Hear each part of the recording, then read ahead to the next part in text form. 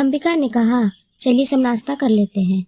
और हाँ, राजकुमार जी को शहर की आदत है, तो हम थोड़ा उनके लिए शहरी स्टाइल वाला इंतजाम कर देते हैं। जीत सिंह बोला, नहीं नहीं अंबिका, मैं समझ सकता हूँ, यह गांव है तो मुझे भी तो गांव की स्टाइल सीखनी चाहिए ना। जी ठीक है, फिर चलिए नाश्ता करते हैं। सभी का नाश्ता हो जाने के बाद शांति राजकुमार जी के लिए आराम करने के वास्ते एक कमरे में इंतजाम कर रही थी। अंबिका का भाई अविराज बहुत नटखट था, वह थोड़ा कुछ समझ ही नहीं रहा था। तभी अंबिका उसे अपनी ओर बुलाती है।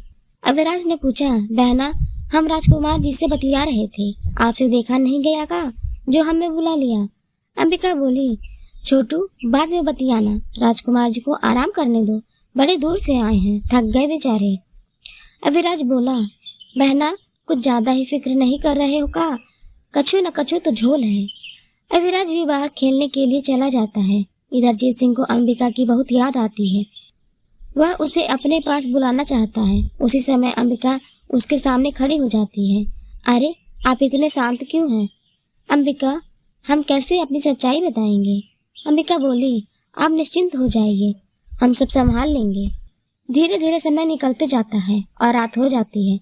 जीत सिंह बड़े आलीशान महल में रहने वाले एक साधारण घर में कैसे रहते? उन्हें तो एसी की हवा में नींद आती थी, इसलिए उन्होंने बाहर आंगन में सोने का निर्णय लिया। तब अंबिका उनसे कहती है, राजकुमार जी, आप कैसे सो पाएंगे रात भर? जीत सिंह बोला, मैं बाहर खुले में नीले आसमान में सोने का आनंद लेना चाहता हूँ। अंबिका बोली, तो फिर ठीक है ना, हम भी आपको जगाते रहेंगे ताकि आपको कोई परेशानी ना हो। जीत सिंह बोला, अरे अरे अंबिका, मैं ठीक हूँ, डोंट वरी। अंबिका अपने कमरे में जाकर सो जाती है, लेकिन उसके दिल में राजकुमार जी के लिए फिक्र बनी रहती है। वह नींद में वकील साहब के नाम से बड़बड़ाती रहती है। यह नजारा देख अविराज को बहुत हंसी आती है। वह सुबह होते ही सबसे पहले अपनी बहना का किस्सा राजकुमार जी को सुनाता है। यह सुनकर जीत सिंह चैन की सांस लेते हैं और उनके दिल में अंबिका के लिए प्यार और भी बढ़ जाता है। अंबिका एक IAS ऑफिसर बनना चाहती है। बचपन से ही उसने यह सपना देखा था। अपने सपने के बारे में जब वह जीत सिंह को बताती है, तब वह मजाक से कहता है, नौकर की बेटी कहाँ ऑफिसर बन सकती है, अब तो तुम्हारी शादी भी हो चुकी है। अंबिका बोली, हमने यह सपना कुछ समय के लिए छोड़ा जरूर है, मगर हम अपने सपने को टूटने नहीं देंगे। तालियां बजाते हुए जीत सिंह कहते हैं, वाह अंबिका, क्या बात है, मैं तुम्हारा साथ दूंगा। वकील साहब, हमें किसी के साथ की जरूरत नहीं है, हम खुद ही इसके लिए सक्षम हैं। जीत सिंह ने कहा, हाँ वह तो तुम हो ही, फिर भी मैं साथ देना चाहता हूँ। अंबिका मुस्कुराते हुए, ठीक है, आज से आप हमारे साथी हुए। जीत सिंह पूछा, अंबिका, हम तुम्हारे घर के लोगों को कब बताएंगे? अंबिका बोली, चलिए अभी बताते हैं, सच बोलने से कभी डरना नहीं चाहिए। दोनों शांति के पास जाकर अपने विवाह के बारे में बताते हैं। यह सुनकर शांति कहती है, मतलब आप हमारे जमाई बाबू हैं? अरे इस लड़की ने तो हद ही कर दी, राजकुमारी के चक्कर में राजकुमार जी से ही ब्याह रचा लिया है। जीत सिंह ने पूछा, जी मैं कुछ समझा नहीं। शांति ने बताया, जमाई बाबू, अब हम आपको क्या बताएं, यह छोरी बचपन से ही राजकुमारी बनने के ख्वाब देखते आ रही है। जीत सिंह बोला, अच्छा ही तो हुआ, मुझे अंबिका जैसे सुंदर सुशील कन्या जो मिल गई। क्या यह बात अंबिका के पिता को पता है? शांति पूछी, क्या यह बात अंबिका के पिता को पता है? जीत सिंह बोला, जी हाँ, हमने उन्हें भी बता दिया है।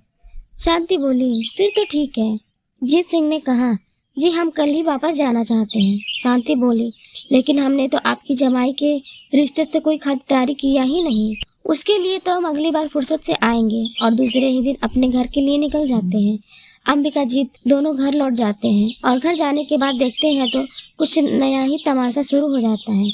उनके घर पर एक मेहमान आता है और कहता है, मैं शमशेर सिंह का मित्र हूँ, बहुत सालों बाद इस शहर में आया हूँ, इसलिए सोचा मिलकर चला जाऊंगा। लेकिन उस वक्त जीत के पिता बाहर गए हुए रहते हैं, शायद वह काम के सिलसिले में 1 माह के बाद ही आने वाले हैं।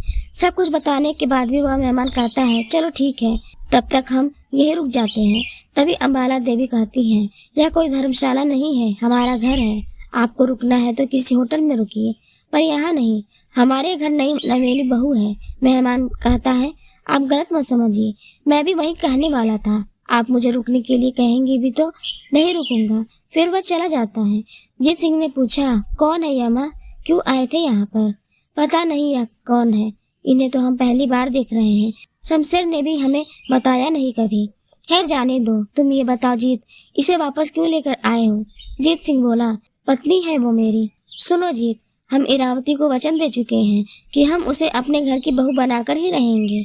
उतने में ही जीत सिंह के घर इरावती आती है और कहती है, मैं इस शादी को नहीं मानती। उसके मानने या न मानने से क्या होता है? आखिर में अंबिका का सपना तो पूरा हुआ और वह राजघराने की बहू जो बन चुकी थी। अगर आपको मेरा वीडियो पसंद आए तो मेरे चैनल को सब्सक्राइब करें, वीडियो को लाइक करें और कमेंट करके जरूर बताएं कि आपको मेरा वीडियो कैसा लगा।